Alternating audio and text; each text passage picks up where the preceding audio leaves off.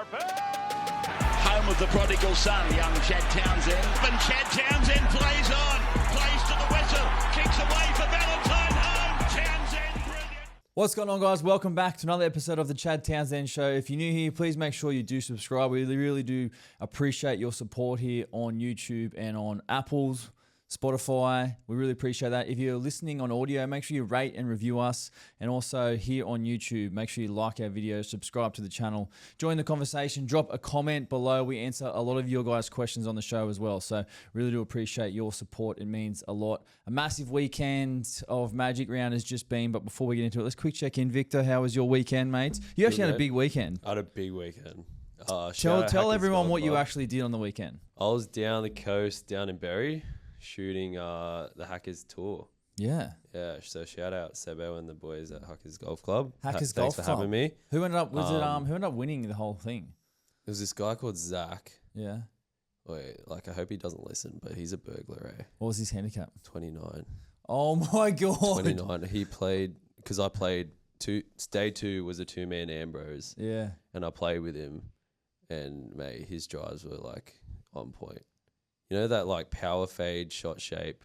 He did not miss a fairway. I'm like, bro, you're not a 29. 29 I was happy because he was on my team. Yeah, but 29 handicap. I felt bad for the rest of the boys. Man, I would be filthy if a 29 handicap won. Some of the boys were filthy. Yeah, so they should be. But a good weekend. But it was a hectic weekend. Met some absolute legends. Yep. Big nights in Berry. Yeah. If you can tell by my voice. I can tell you've had a big weekend. But we're here. We're here. That's what Magic Round's all about. And no, actually, we are going to collab one day with Hackers, aren't we? We Hackers are. We've shouted them out, and Yeah. we've had some. We've called them out. We've called them out. We did have them booked in, but we had to reschedule, didn't we? Yeah, I think it rained that day. Yeah. So that's right. We will reschedule because that would be a mad little vid. Yes. How was your weekend?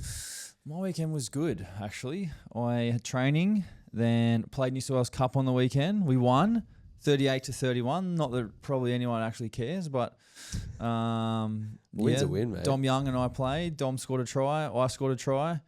Kicked a couple goals. Had a bit of fun. A lot of laughs. It was a good week. It was a good game. It was fun. Hectic. But anyway, let's move on. Magic Round. And a look at this week's podcast. So what's trending in the NRL? Obviously, we always like to go over the trending topics from the NRL. We look at, we react to the biggest moments and the biggest takeaways from this past weekend from some of the games. We look at our big footy guy of the week, Halfback House. And as always, we finish with fan questions. We answer your questions. So make sure, like I said at the top, join the conversation. You can drop a comment below either on our Instagram or on our YouTube, and we'll sift through and find out the best questions and answer them live here on the podcast. So before, that's it. Let's move on to our first topic of what's trending this week. What do we got, Victor? First up. Dave Fafita. He got axed this weekend. Yeah. On Magic Round. Which is a huge call. Yeah. From Desi. What are your thoughts on this situation? Yeah, look, it was, seeing he was named at number 19 last week in the Titans team, I was like, what's this? Is this a message to David to say, you're not playing or you've been dropped? Or I wonder how that conversation was. Look, David Fafita is an absolute beast when he gets it right, and had his best game a couple of weeks ago when the Dragons play the Dragons, He ran for 203 meters and he was dominant. They lost the game, but you could tell, I remember watching that game thinking he wanted the ball. He was getting the ball and he was just like, I'm just taking this game into my own hands. Just give me the ball. Let me carry the ball. He was searching for the ball. So, look, it is a massive, massive call for Des to not play him in the Titans 17 on the weekend. I'm pretty sure he played for Ipswich Jets on the weekend, which is, for someone of his caliber and his, potential in the game, like with regard, what I mean by that is like his best game is like the best game of any forward in the competition. Like he's up there. We talk about Payne Haas a lot on the podcast because of his consistency and how well he plays week in, week out. And I don't think David has that consistency in the NRL. He has this, the ability to go into games and then out of games. And, his stats from this season, he's played 6 games. He's had 1 try, 1 line break, 2 line break assists, and he's averaging 100 meters. And then, as I mentioned before, versus the Dragons, he made 203 meters in 74 minutes. He's averaging 56 minutes per game. Look, for me, I think 100 metres average per game for an edge forward isn't too bad. I mean, edge forwards, they don't get as much carries as they do in the middle. So, I'm not really concerned about that. I think Des Hasler's job is to get the best out of David Fifita. And I don't know if he's been able to do that so far just yet. And look, for me, if it was me and I was coaching David, would I have dropped him? I wouldn't have dropped him. No, I wouldn't have. I just think, like I said, it's Dez's job to get the best out of David. And, dropping him is now going to make it go either way. He's either going to be really peed off and probably want out of the Titans, or he's probably, he can either bite down the mouth guard and really just chime in and have a go. Anything from you there, Victor? Just a bit on the topic of that. Yes. From the result on the weekend, did you see the result? The Ipswich Jets? Yeah. No, tell me.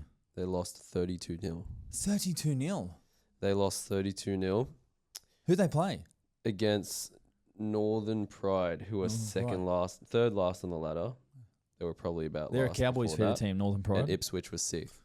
So, wow. And Dave Fifita, ran 9 times for 58 meters. Yeah. And then he had 20 tackles in Queensland Cup.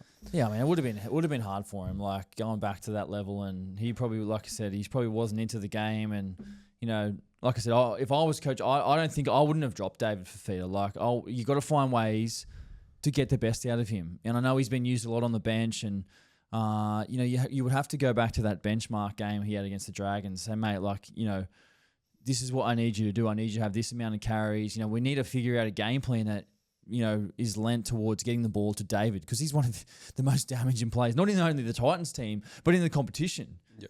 You know what I mean? So it is obviously a massive call. And Todd Carney said last week on his podcast that he would move him to the front row, which I actually didn't mind that call or that idea. I think just in comparison to the size and stature of Payne Haas, and they're pretty similar size, but Payne is just a beast, man. He gets his hands on the ball so many times, and he always runs for massive meters and is able to play big minutes. I think Dave has always struggled with kind of the little areas, the effort areas in games when he's under fatigue, and that's probably the reasons as to why Des Hasler's made this call, and probably among other reasons. And he's got every right to make this call. Had it have been me and I was coach, I wouldn't have dropped David Fifita. I would have you just got to try and find ways to get the best out of him. That's what my message is, what I'm trying to say right now. But I guess it just goes to show that Des Hasler means business. Like he's just saying that nobody is safe at the moment. And if you're not performing, then you're not going to be in my team. And the Titans, have had a history of failure over the past couple of seasons, the past couple of years. And, they need results now. Like, they're under pressure, and Des is probably under pressure as well, and that's probably why he's made this call. So can you blame him? Probably not. Would it have been me and I was making that decision? Look, I've said what I would do, but yeah, anyway, let's see. Obviously, the Titans didn't get a win on the weekend against the Bulldogs, which we'll touch on a bit later on in the show. But it'd be interesting to see if he plays NRL next week or what the go is. Yeah, I think it comes down a lot to man management as well, being a coach, and it seems like that relationship between him and Des is just not there. It's the relationship, it's a relationship thing for sure, and he obviously probably doesn't want to. When you don't have a good relationship with your coach, you don't want to try as hard, obviously. So yeah, something's got to give there. Yeah, I mean, you look at the relationship between Corey Horsburgh and Ricky Stewart last season. Like, Ricky Stewart wasn't picking Horsburgh because of whatever reason, right? And their relationship, from all reports, was very fractured, and they were not speaking terms, and he wasn't getting picked, and it's either Horsburgh was getting shopped around to other teams, and now Horsburgh is one of the informed front rowers of the competition. You see him hugging Ricky Stewart on the sidelines. Now it's you move on. Yeah. You know what I mean? Ricky's getting the best out of him now. So you're right. It is relationships, and it's not always rosy. It's not always rosy, and you don't need to be best mates, as Jerome Luai said on the weekend about Gavin. You don't need to be best mates when you're playing in the team together or being coached. You don't have to be best mates with the coach. But anyway, we'll move on. What do we got next? What's up next? Teddy Do you think he's done enough for the Origin jersey? He had a massive weekend and very massive month, actually. He's had a massive year so far, Teddy. Yeah. Look, Teddy, 32 years old at the moment, Teddy. He is playing as best as I've ever seen him, I think, Teddy. And it is just incredible to see. Look, I know I'm probably speaking from like a biased point of view at the moment because I am, Teddy's teammate. And getting to know Ted over the past couple of months has been awesome. Like, Teddy is, not only is he one of the best players I've ever been around, he's one of the most hardworking players I've seen as well, with his little skills at training. Like, the amount of times he'll practice his core skills, catching and passing at the end of every session, just quick hands, his little kicking, which he's added to his repertoire over the past couple of seasons.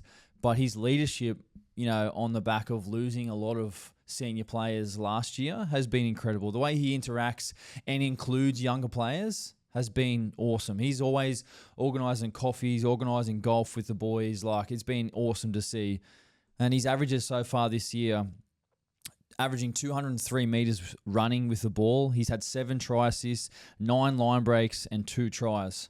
And obviously, he's getting compared a lot at the moment to Dylan Edwards, who is the incumbent New South Wales fullback, got selected before he got injured last year and played the second and the third Origin. His numbers so far this year, 192 run meters, 3 try assists, 3 line breaks, and 2 tries. So, pretty similar numbers. Teddy edges him out with the average run meters and try assists quite significantly, and line breaks. Obviously, both scored 2 tries. But, yeah, look, I think it's going to be such a tough selection for Laurie Daly to make. Obviously, it's, this is what we spoke about a bit over the past couple of weeks with regards to, does Laurie Daly pick and stick with the team who got it done last year, or does he pick guys who are in form? And Teddy, if he gets picked and selected, he will deserve his position in that Origin team. But if he misses out, he's going to be unlucky. And I guess, Dylan Edwards, he got the job done last year with the winning squad and the winning team. And he's probably been a representation of the struggle that Penrith have had so far this year. Hasn't been up to his probably best standards so far because Penrith haven't been either. And obviously he's missed a couple of games through injury as well, which has probably hampered him a little bit. But yeah, obviously I don't want to say too much because I don't want to be too biased with where I stand at it. Obviously it's a massive call for Laurie Daly, but Teddy's in great form at the moment, and I'm just loving what he's doing and really enjoying, my time being one of his teammates at the moment, mate. What's next? What have we got? The Simbins this weekend dropped dramatically. That's what happens when everyone blows up. Everyone blows up. The GOAT, Joey, blows up. Joey Johns, the great immortal. Didn't that go off last week? Went off. And it seems like he's made a bit of a statement because they listened. They listened. So what? They listened. What do you think about it? Yeah, look, I thought it was much, much improved. Look, I know that some of them there was still some there, and I don't expect referees to get everything right. Like this weekend, I know there's some decisions that we could debate and whatever, but look, there was a lot less and a lot more let go this weekend, and the flow of the games were able to flow and play a lot more. And yeah, well done. Well done to the NRL for listening to the fans, to you guys, listening to the fans and everyone. I thought everyone last week had enough. Sean Johnson was blowing up last week as well. Joey Johns, and then, everyone was kind of sort of off the back fence on the back of that. And look, I thought the NRL made some really good adjustments this week, and overall, I thought the games were great with regards to how they were ref. I know we can, like I said, we can debate a couple of little things here and there, but a much improved weekend for the NRL, and let's just hope we can continue to sort of not talk about the referees and their involvement in games, because we want to talk about the games. We want to talk about the players. We want to break down plays. We want to see some amazing stuff. And we saw some magical stuff this weekend at Magic Round, which we'll get into next, some of the games and some of the key takeaways. And we'll start off, actually, let's just get straight into it. We go first game Thursday night, Your Sharks, Victor. The boys are back. The boys are back. The boys are back. He reckons. Why? What did you like? What are you liking about the Sharks from the weekend's game? I definitely thought our execution was a lot cleaner. I think the last couple of weeks has been a bit slow in terms of our wide play. Yep. Specifically, I think it was that Stone Street. Yep. Try where Nico just threw that cutout ball. That play looked so much crisper than the last couple of weeks. And I think it was that, our defense was solid, still letting in 18 points, but I think overall better performance. Yep. Gets a para team that's kind of on the up, Yeah. in my opinion. Yeah, that's a fair assessment of the game. I thought Nico had a really solid game on the weekend, and Nico's at his best when he's over the ad line and going at teams, and the Sharks were able to give him some decent ruck speed and some decent play the ball speed for him to do that. And we've said constantly about, how Trindle and Hines play the game. Trindle controls the kicking game, controls a bit more of the halfback play. Nico Hines gets over the ad line, takes short sides, runs the ball. And when the Sharks play fast, Nico's at his best. And that try he set on for KL, in the first half, that very, very nice pass. You see the ball. It's a quick play the ball. Nico's over the ad line. Boom. Looking. Boom. Executes the pass. And it was excellent. Good to see KL back. He's been really, really solid for a young kid, still early on in his career. Will Kennedy. Changed his name as well. KL, yeah. Little mid-season name change just to the letters KL. KL. I think apparently that's what it is. That's his real name. Yeah, he's changed it, yeah. So yeah, I read the story during the week. It's regards to some family reasons, which I'm pretty sure he was called when he was younger, or his mum or something. I can't really remember too much about it, but yeah, it's always been Kayal, but now it's just changed to KL. So it sounds the exact same. Yeah, exactly. But regardless of what his name is, I mean, he's a beast. He's a beast and had an excellent game on the weekend. Bit of a scucks guy too, actually. He always has a nice fade or he's got a sharp haircut. Yeah, he's always looking sharp, eh? Yeah, I wonder where he gets his haircut. Maybe we're gonna find out. Will Kennedy, like I said, he was solid again for the weekend. That little kick he set up for Stone Street probably had him with the pass there, but decided with the kick, his ability, to get on the outside and his speed, and I think he's been a real standout for the Sharks. I know you've spoken a lot about Kennedy this year and how much you've liked his play. I have. I think just compared to all the noise around him in pre-season, he's kind of stepped up a lot.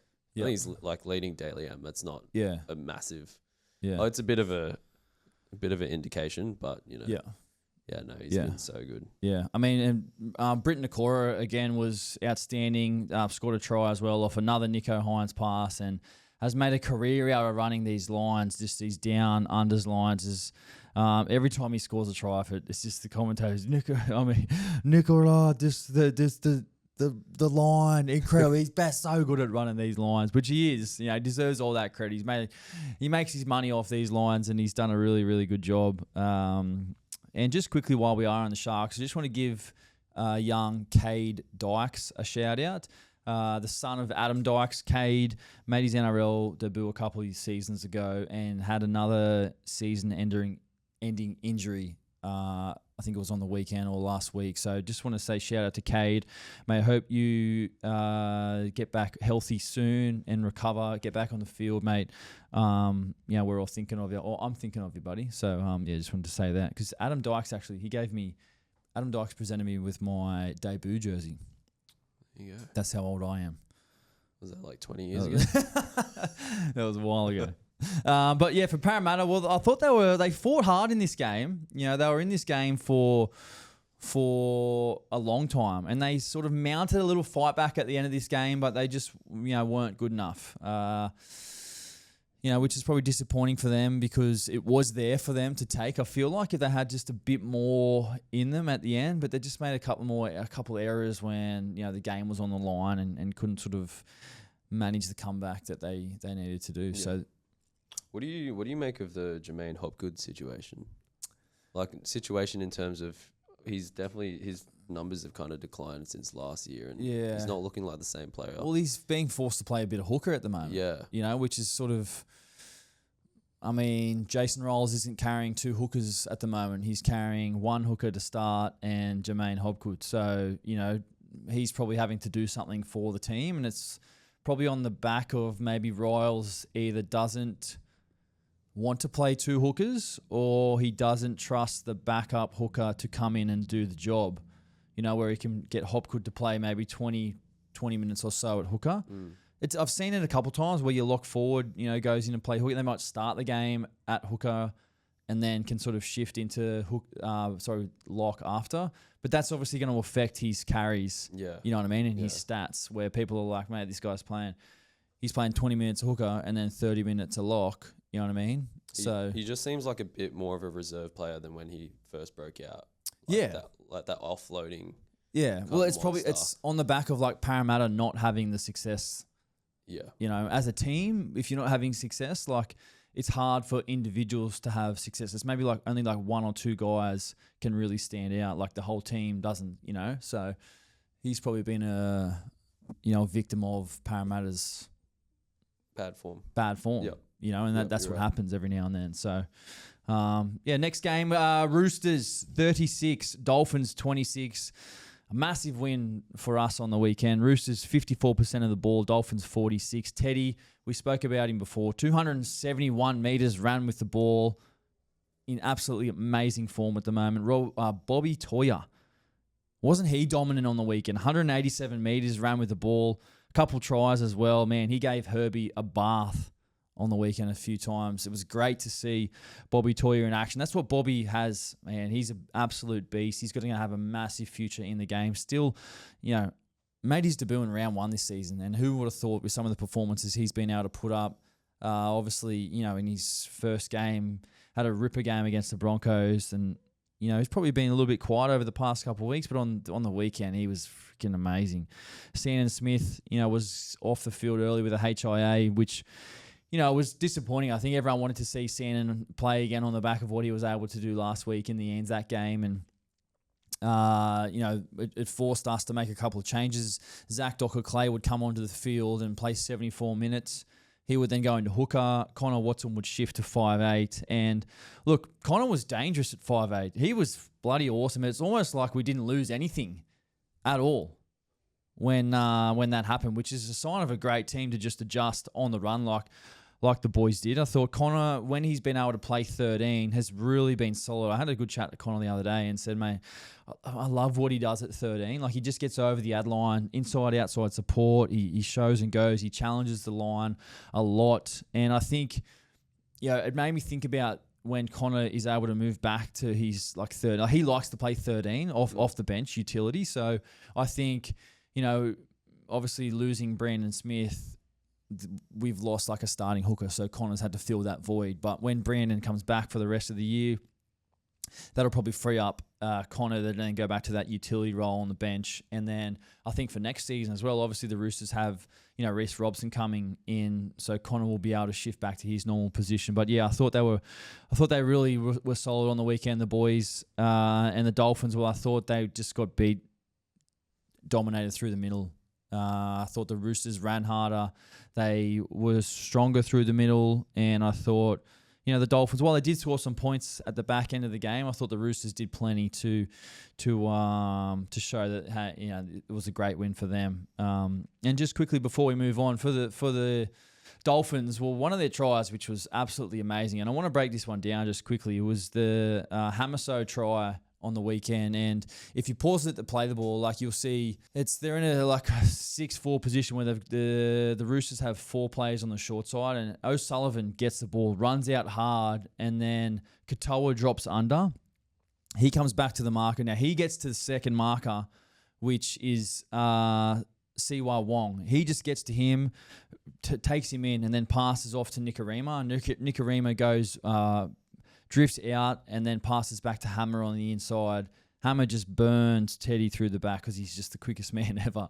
And, really nice piece of play from the Dolphins, and off the cuff to be able to call that and execute that as they did. I thought that was great and really hard to defend. So well done to them. That was an awesome piece of play from the Dolphins. Next game on the weekend, Knights 30, Rabbitohs 4.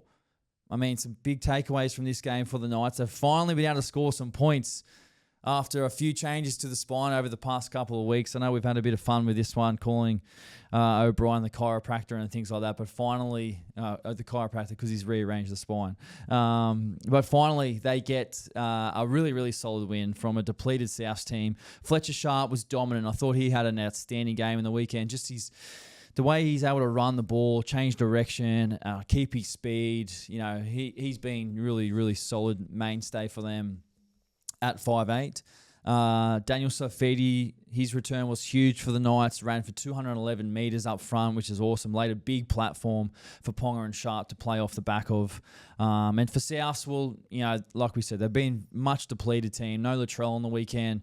Obviously sustained a couple more injuries as well. Mamazoulos looked like it was a dislocated elbow, which didn't look too great. They've got obviously without Cody Walker, without Humphreys as well, Jack Whiten. You know, a host of names who were out on the weekend. And, Wayne Bennett, the super coach, I mean, he let the boys know in the press conference his feelings. Let's have a quick listen about what Wayne had to say after the game. You're obviously missing some troops, Wayne. How much a part does that play in the team? Well, we use it as an excuse. We're not going to get any better or improve ourselves, so that's the fact, and we just have to live with that, and we can do better than we did today. So. What did you make of Lewis Dodd, Wayne? What did you think of his first start at level? He was, like a lot of other players out there, wasn't at his best. It's a pretty shocking toll, man. Not only so many players out, so many players in key position. Yeah, sure, but it's, the NRL, no one's going to give you compensation for that. I don't want that players to use it as an excuse, and they all get well paid. They all think they want to be first graders. Well, they're going to play like first graders. And it's simple as that. Hectic, Wayne. Yeah. Supercoach Wayne, not mincing his words there. He's pretty, you can tell he's pretty frustrated. Obviously, the body language, just sitting there with the arms folded like a grumpy man, grumpy old man. And it would have been interesting to hear what the Supercoach had to say after a loss like that. And obviously, you don't want to be too hard on the team in that situation, I feel, especially when you've got so much salary cap on the sidelines, but also, Wayne was very stern in regards to, his expectations of the team and what he, obviously talking about the players and they're well paid and they should be dishing up better and things like that. So, after the Rabbitohs started the season so strong, obviously they're fighting a little bit of adversity at the moment.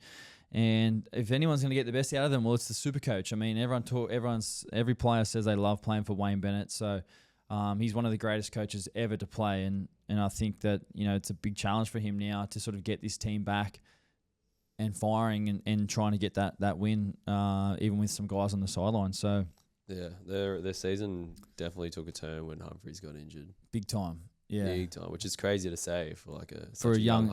Yeah, I know he was getting talked about a lot too. We were talking about him a lot on the podcast, and I think he's back soon, maybe a couple of weeks. Let's have a quick look at when Humphreys is due to return.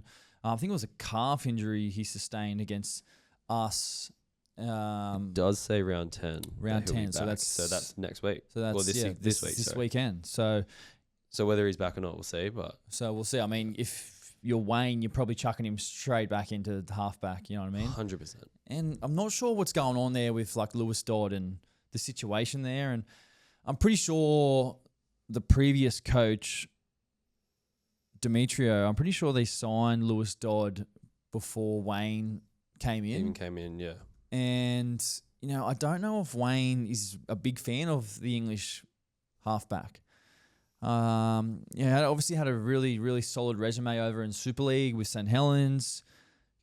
Wanted to challenge himself in the NRL and probably hasn't had the chance or the ability to sort of show what he's been able to do. Obviously, limited game time, limited starts. But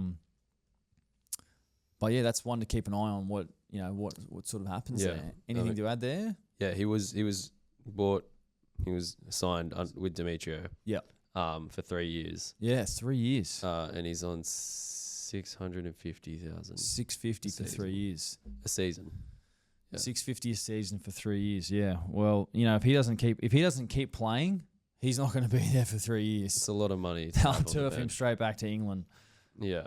If Wayne doesn't want him there, which doesn't look like he's sort of getting love from Wayne at the moment, then he's not going to be there next It's season. not really fair. It's like it sucks for Lewis. Like It does. It does. That's what happens. If you get signed by another coach and then another coach comes in and he doesn't like you, or he doesn't like your play, doesn't give you a chance, like you're out of here, mate. Yeah. You're out of here. So, Yeah. Just see how that goes. See how that goes, to be honest. All right, let's move on. Warriors 30, Cowboys 26. Now, before this game kicked off, I'm thinking to myself, geez, this is the Chad Townsend Cup. I've played for both of these teams. So who's going to win the Chad Townsend Cup this weekend? How have you turned the Warriors and Cowboys into the Chad Townsend Cup? No, I'm just cheating up. I'm cheating up. But I was actually thinking to myself, this is going to be a game. This is going to be the best game of the weekend. Both of these teams are in form.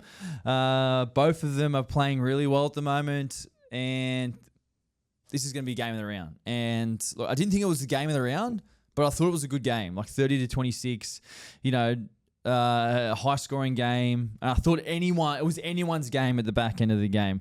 Obviously, the Warriors started really well. Luke Metcalf was on fire, absolutely on fire. His form has been incredible so far this season. We've spoken a lot about Luke Metcalf and what he's been able to do. Been massive Luke Metcalf, guys. 18 points. 18 points, 2 tries, 2 line breaks, 2 line break assists, 7 tackle breaks. He was unbelievable. It was great to see. We were waiting for the try celebration, but I think it's because the game was still in the balance. He didn't want to be that guy. Yeah. Which is fair call. Obviously, it's not like Tua Pilotu. He's not like Tua Pilotu down by 18, just celebrating. He's holding the holster and just waiting for when the game's over and he's in front, which is a fair call from Lukey Metcalf. I like that. Yeah.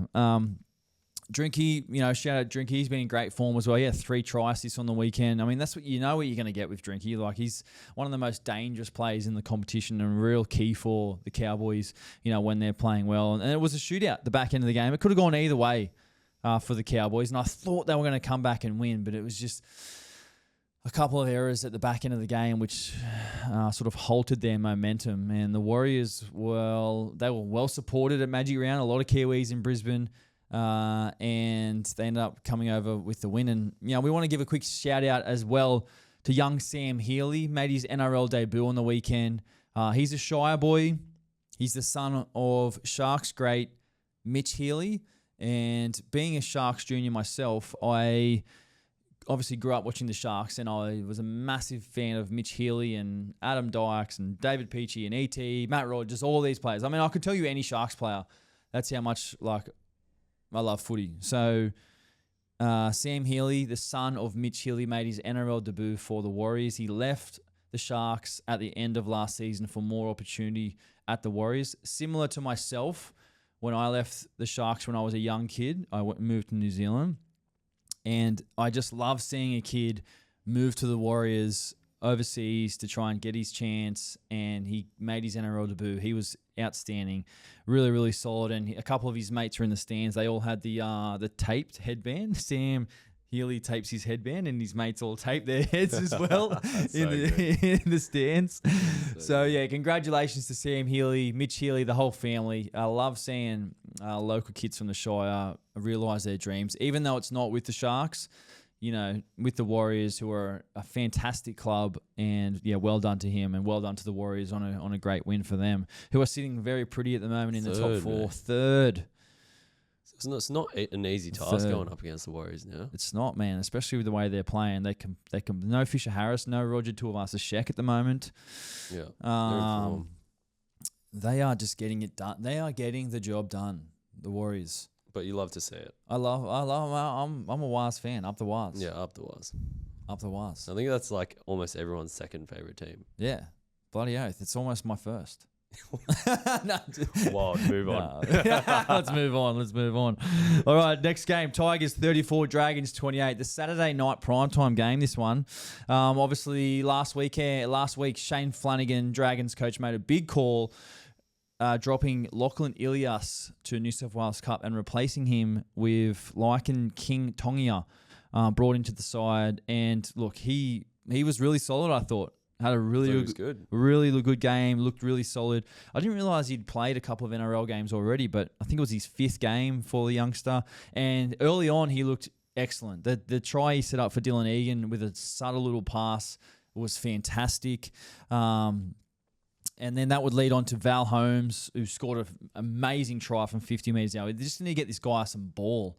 And when they get this guy ball, like, good things happen around him. So I thought the try he scored from 50, he's had a lot to do, beat 2-3 people, score the try. Inside show. Yeah, show, under, carried ball over the try line. Dirty.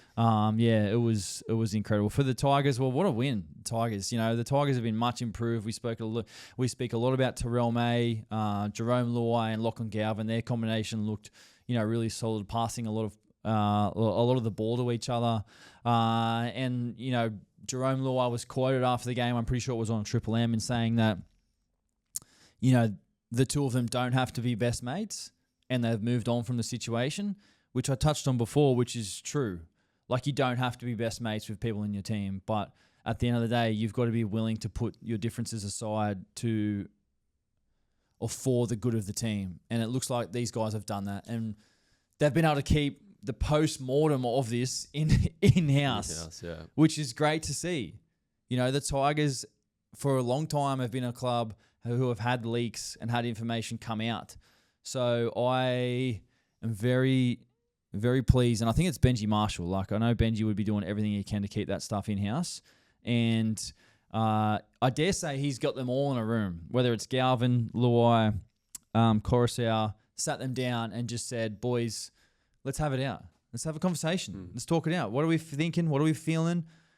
Tell me straight how it is, and let's just sort of move. Let's just get it all out and move on. So I think also Luai is setting a massive tone for this team. Yeah, in terms of moving on from that situation. Yeah, for him to come out and say that is like shows great leadership, and I think like that's showing in their performance. Like of course. And I was critical of him a couple of weeks ago when he put that stuff on social media because I didn't think it was the right thing to do. But since then, since that loss after it immediately happened, they beat the Sharks last week in Golden Point. They've beat the Dragons now. They've put 2 games on in a row. So, and Galvin's been back in the team for both of those games. So regardless of what you think and what he thinks, they're obviously putting that stuff to the side and focusing on the football now, which is, again, a massive rap to the Tigers who haven't had the ability to do that stuff in the past. Past season, yeah, I agree. And that's Benji. Man, to me, that's Benji. John Morris is a coach there as well. Chris Heinington, a lot of past players. So well done to them. They know what's going on, and they've been able to handle that situation. Dragons, while they didn't get the win, they did make a lot of errors in this game, and their defense was just probably soft, and that wasn't that was Flano's words. Flano criticised the Dragons' defence for being soft. Letting in 28 points is good enough to win you a game. 34 against is something that the coaching staff at the Dragons will be really disappointed in. And look, I know we have to bring it up. Jaden Sewer. What are you laughing at? Oh man, wow! I feel for Jaden Sewer, so man. I feel for this was a because it was wet out there. It was wet. It was. It was slippery and wet, but man, that's a blunder. That's a blunder, and the internet is probably going to have fun with that. That's just what the internet does to us players. Like, they make you pay, and it was a big turning point of the game. Obviously, the swing where the Tigers were able to just pick up the ball and run the length and score. So it's like we've gone from getting a try to conceding a try in less than 20 seconds. It's tough. It's tough, man. The thing I feel about for Sewer the most is, like, when you make an error like that, like, you're already your harshest critic. You know what I mean? You're already disappointed, and then obviously everyone in the whole world now just is on your back. I mean, you've dropped a ball over. I've dropped plenty of balls, mate. I've lost games. I've lost games. I've missed goals to lose games. I've missed field goals to lose games. Like, it's all part of the process. Like, Sewer's going to score a try to win the game one day. He's probably done it before. He's probably won games before. Like, it's just part of a career. Like, Part of sport. Part of sport. Yeah. What I will say to Sewer is, you just move on, mate.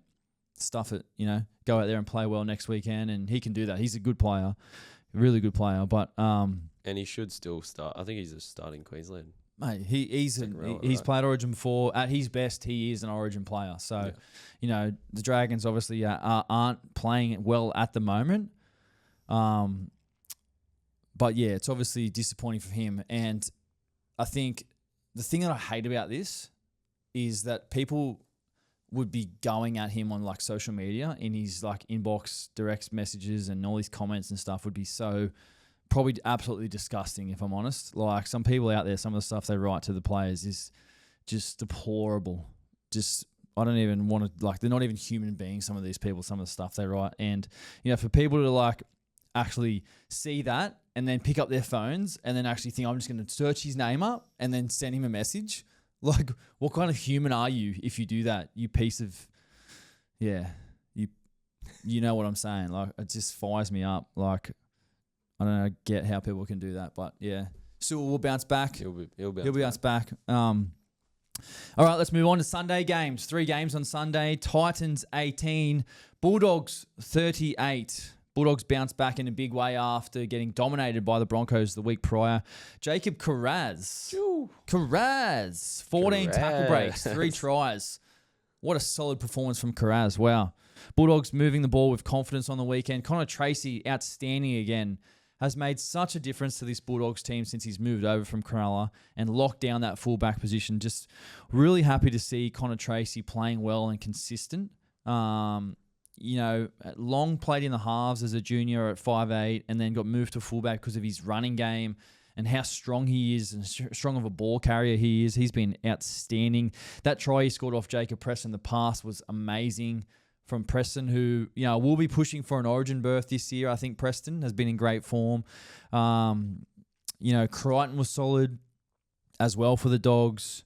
And the Dogs in the second half, well, they just took off, especially in the early exchanges. I know the Titans scored a couple of tries late and a couple of tries against the run of play, but obviously Tino had his chip and chase in the first half as well, which that was nice. Shows interesting to see. Skills. Yeah, some great skills from the big man. It's interesting to see Tino's got the kicking license, but he gave it to himself. Gave it to himself. I wouldn't revoke it at this stage of the season. I'd let him have it after that. And for the Titans, well, obviously we spoke about David Fifita at the top of the show, and how they've dropped David Fifita, but there's been a mainstay player for the Titans who just, to me, he's so consistent week in, week out, and I love his style of play, and it's Beau Fermor. For a long time, Beau Fermor has been really consistent for the Titans. He's got the ability to play in the centres, to play in the back row. He plays both sides of the field, and I just think, like, if David Fifita can be as consistent as this guy, he's going to go a long way. Like, do I think David's ceiling is higher than Beau Fermor's? 100%. Like, David's best game and Beau Fermor's best game, like, David's probably higher. But the consistency of Fermor, like, he's more consistent. He's doing it week in, week out. He's doing it week in, week out. And that's probably why we spoke about at the start where Des Hasler made that decision about Fifita. But Fermor, I'm a massive Beau Fermor fan. I really like the way he plays. Really, really solid player, really hard to handle, and he scored a try on the weekend. I thought he was solid, but for the Titans, obviously, still looking for answers there. Not a great result for them. I think Fermor has to start Origin for Queensland. He'll be there. I know he's been in the extended squad over the past couple of years, so I think he'll be in and around. He might get a chance this series. I think at some stage. This series. I think he's ready. He's may been not so be good this season. Yeah, it may not be game 1, but it might be game 2 or 3. I think he's very deserving of that. Let's move on. Next game, Panthers 32, Broncos 8. I don't know if many people saw this. Probably the surprise of the weekend. 32 to 8. That's a big scoreline. And Broncos scored early off an Adam Reynolds kick. Ben Hunt was able to regather and score next to the post. But then the Panthers would bounce back pretty much, not too far after, where the Panthers would score with Isaac Tago. And if you pause to play the ball here, you'll see where Selwyn Cobbo is at the first defender off the ruck on the short side. And Cleary's noticed that. And this is a cue for Nathan to kick the ball, that there's some space at the back. So he gets the ball out wide and just shows under, then puts that chip over the top again. Tago reads it, runs through, jumps up, scores. Very similar to that try we saw in Vegas as well. Obviously, the same position of the fullback, the same kick, the same play, execution outstanding. So really well done from Nathan and Tago to get that on. Usually that's a grubber, but Nathan, opts for the one over the top, just a little chip, which I really like. So well done to him. Cleary. Mate, you got hammered a couple of times on the weekend. He got smoked in within 10 minutes. Once off the ball, which was a penalty, which is really hard done by for the Broncos. I mean, he's running that hard line. If he passes and they don't hit him, it's he's probably almost going to score there. But then Staggs obviously just folded him. I mean, Edwards passed him the ball and he kind of got it out in front, kind of juggled it a little bit, and then Staggs just... Cleary's into this one. His kick and you see his kick and chase on Cobbo. Yeah. That was really hectic. solid. Yeah. And that was Cleary, he was going for a 40-20 then. He's been going for a lot of 40-20s lately. He's been kicking early a lot. He kicked early a lot against the Roosters a couple of weeks ago. Tackle 3, tackle 4. So I think for defenses now looking or playing against Cleary, it's you need to do your homework on what happens plays 1, 2, and 3 with regards to your kick defense preparation, because Cleary's kicking early. He hooks back a lot of the time. He kicks for the 40-20. So if I'm fullbacks, I'm watching all Cleary's kicks. I'm seeing what's going on, because it's been a big game changer for the Panthers over the past couple of weeks as to why they've been able to improve their overall play is on the back of his kicking game and his ability to build pressure in the long kicking game and the transition of the field. So I'm keeping an eye on Cleary's kicking game. That's for me. It was a real highlight for them on the weekend. He's Cleary again. I mean, he scored his own try. Very similar try to the one he scored in the grand final a couple of years ago against the Broncos, where he came down the short side. It was kind of like an underlap. Everyone overchased, and then you come back against the grain. Saw the gap, score the try. Payne Haas. Same thing. Yeah, it was exactly the same thing. Unfortunately, it was Payne Haas who was on the open side, first defender off the ruck, and he kind of stood still, and Cleary just ran through. Everyone else sort of overchased. So, excuse me. Well done to Nathan, who had an outstanding game right when he needed it on the back of, Origin's not too far away. Where's he going to play? Is it going to be him and Moses? Is it going to be him and Luai? Is it going to be Luai, Moses? What's going on there? So, he put his hand up and said, hey, Loz, I'm here, bro. I'm here. I'm him. I think that's probably his last not question mark, because he doesn't have any question marks, but he hasn't done it on the Origin stage yet. So if he does that this season, I think everyone will shut up about that little part. But yeah, for sure. Also for the Panthers, I thought Tom Jenkins here, he had a solid game on the weekend. I really like this guy. I think he goes hard. He scored a couple of tries. He's been, really just trying hard, this kid. And I don't know. I really liked what he's been doing for the Panthers. I thought he did a great game. And for the Broncos, they failed to fire a shot in the second half. They could not match it with the Panthers in the second half, and the Panthers would just run away with it after what we thought was going to be such a big game for the Broncos, who get to play a home game at Magic Round, away game. Yeah, it was an away game for the Broncos. But sorry, at home. An away game for the Broncos at Magic Round. The team doesn't. They barely leave Queensland. They barely leave Brisbane. This team, I don't know how they get sort of kissed on the with the draw and everything that happens. But anyway, we'll move on. Last game of the weekend, Raiders 20, Storm 18. Wow, what a win for the Canberra Raiders, who are sitting nice at the moment in the top 4, 7 wins, 2 losses. Interesting, when I'm watching this game and the Raiders are behind, I'm thinking to myself, if there's one team who can actually win this game from here, it's the Raiders, who are coming back. And I'm also really interested to see the conversation between Craig Bellamy and Trent Liero after the game. Wonder what happens there. Liero made a couple of blunders at the back end of that game. He had a shocker. Yeah. Last 10 and in Golden Point. Just, the penalty with the ball, the penalty in Golden Point. Saw Bellamy in the coach's box. Like, where you didn't see him, he was just head down. Just like Just like that. Just down. Yeah. He would have been breathing fire in that shed after the game, man. He would have been blowing it because they had it. They had it. Pap had kicked it. Yeah. Pappy kicked the field goal. Kicked the field goal. Called it back. Some rub on the elbow, right? Just man, and the question is that worth a penalty? And it could be considered quite soft, but it's like you cannot put your forearm, elbow, hand in an opposition's player's face. And, if that doesn't happen, if he just gets up and plays the ball, Pappy kicks a field goal, Storm win, game over. Yep.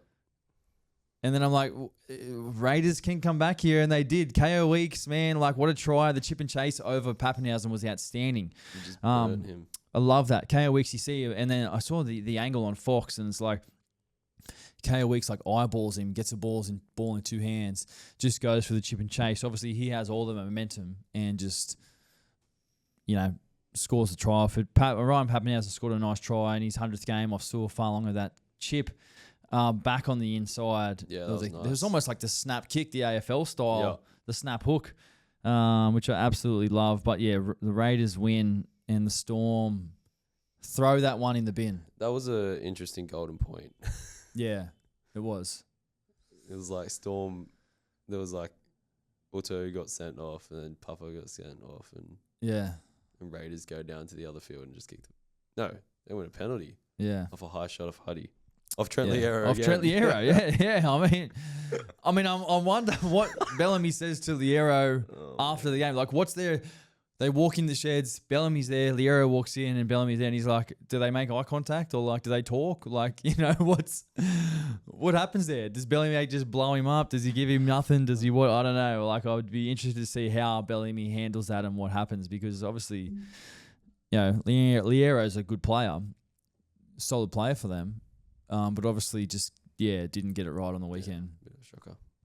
Bit of a Barry Crocker. Bit of a Barry. All right, let's move on. Big Footy Guy of the Week. If you guys join the conversation for your chance to win $50 to playersgolfclub.com.au, all you need to do is head over to our Instagram and vote for your Big Footy Guy of the Week. Drop a comment and vote for your Big Footy Guy of the Week. Our nominations this week are Rob Toyer, 2 tries, 1 try assist, 4 offloads, 8 tackle breaks, 2 line breaks, 1 line break assist. Bobby Toyer gave Herbie Farmworth a bath on the weekend. Fletcher Sharp, our next nomination, 3 tries, 4 tackle breaks, 3 line breaks. Fletcher Sharp has been on for the Knights and was outstanding on the weekend. A really solid performance from him. And our last nomination, Jacob Carraz, 3 tackle breaks, 1 try, 3 offloads,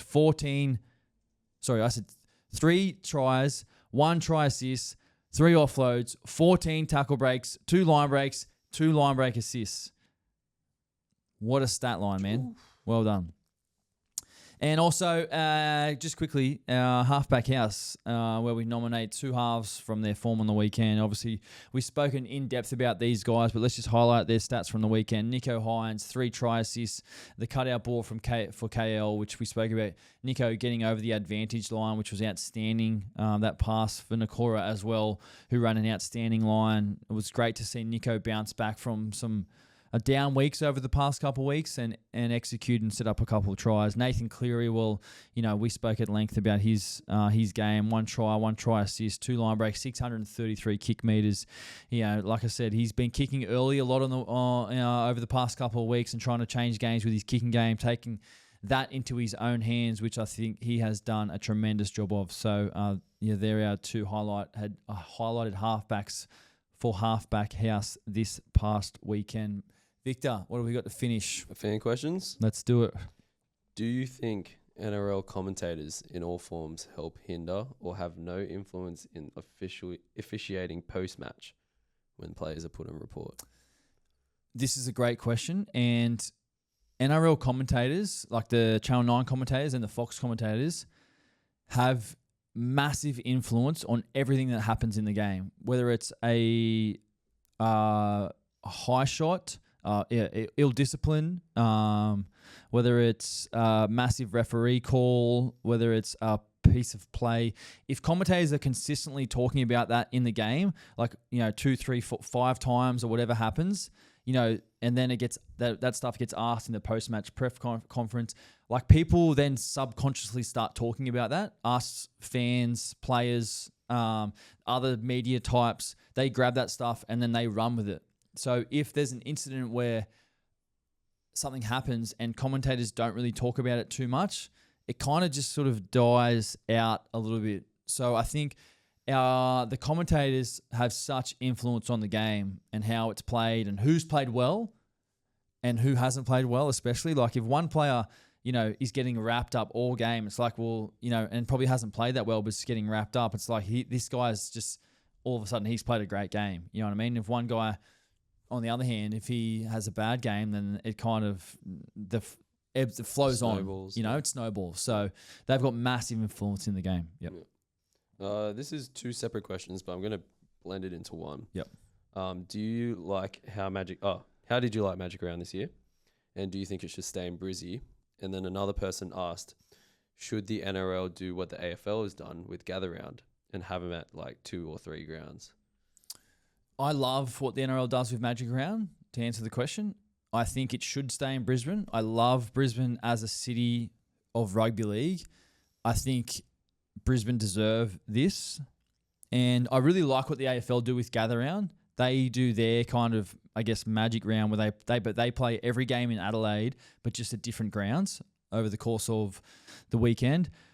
I mean, we're going to get questions about the surface. Obviously, there was rain and the surface was quite cut up, and it always is at the back end of the weekend. But, I think like the middle of the field looked outstanding on the weekend. It was kind of the outside, where the ball isn't as much sort of played, that was kind of hammered. You could see there was different turf. And no, I think we keep the game, all the games at Suncorp. It's one of the best facility, one of the best stadiums in the country, in a city that absolutely loves rugby league. Everyone's out of Sydney doing it. Yep. I think you'll find rugby league fans as well don't want to move. Yeah. They don't want to move around. They want to stay in one spot, drink all day, watch the footy. There's plenty to do in Brisbane, plenty for the fans to do. So I think, let's not change it. Let's keep it as it is. Next question. What halves pairing would you pick for both Queensland and New South Wales at the moment? Good question. All right, for Queensland, I am going Munster and Tom Dearden. That's a massive... Yeah, that's good. Munster and Dearden in the halves for Queensland. Someone asked the question, do you think Tommy Dearden gets the 6 over Munster, actually? No, I So think... now that you've said that. I think Munster will wear the 6 and Tom Dearden to 7. Yep. That's what I'm doing. And for New South Wales, I'm going to go Cleary and Mitch Moses. Yep. I think I'm the same. Yep. Did DCE opt out of Queensland? I'm not 100% I sure don't think he on has. what his origin status is at the moment. I know there's massive reports about DCE has signed sealed at the Roosters. So that'll be interesting to see how that comes out over the next couple of weeks. It may even come out this week, but we'll see. I don't know. I don't have any inside information, to be honest. I'm just going off what's been reported in the media. Yeah. Agent Chad. No, I'm no journo. I'm no mole. Oh, man. Yeah. All right. Moving on. How many positions can you play? 1 halfback. That's if you it. were to pick a second position. If I was to pick a second position, it'd be 5'8". I've worn the 6. No, hang on. I've worn 6. I've worn 6 a couple of times. I've never worn... Actually, someone asked me this the other day. I was having a conversation. I've only ever worn 7 and 6 in an NRL game. I think like a couple of times. Actually, my debut, I wore like 19. No, but what position? Like, what other position? Well, it has to be hooker. It has to be hooker. Right. Yeah. But like I've never started a game off the bench. I've never started a game in another position other than halfback and 5'8". And I reckon I haven't really spent that much time on the bench either. Yeah. Not a Connor Watson No. type utility. Not a utility, just the half. Just a half. Are the Tigers a chance of making the 8? And do you reckon they'll knock the Storm off next Tigers week? are a massive chance of making the 8. Yes, 100% they are. Do I think they'll beat the Storm next weekend? No. I think the Storm don't lose back-to-back games. And after their disappointing game on the weekend, Bellamy's going to be flogging them down there this week. And I think the Storm bounce back and they give the Tigers a big lesson on how to be a top 4 team next weekend. Yep. And last question, how much do you bench? How much do I bench? All right. Who's asking this? Noah Connell. All right. How much do I bench? Not that much. Bench press has always been kind of like my worst lift. I've had a couple of shoulder injuries and a sternum injury over my time. What do I bench? I bench for my strongest bench. I think for 3 reps, I benched 120, or was it 125 for 3 reps? Plus bar, yeah. Yeah, no, including the bar. Yeah, including bar, yeah. Excuse me. That's kind of been like my PB for 3 reps. I've never really done one rep max. One rep maxes, yeah. Nah, we've always done I've done 3. So yeah, I'm not that strong on the bench, but I can bench pull like quite a lot. I squatted it a little bit when I was younger. Deadlift over 200.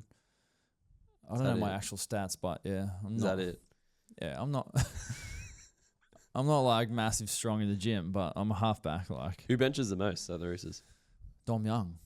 Really? He's wild. Dom Young would just like bench like freaking 150 or 160 or whatever. Just get up and just like look around. Just so chill.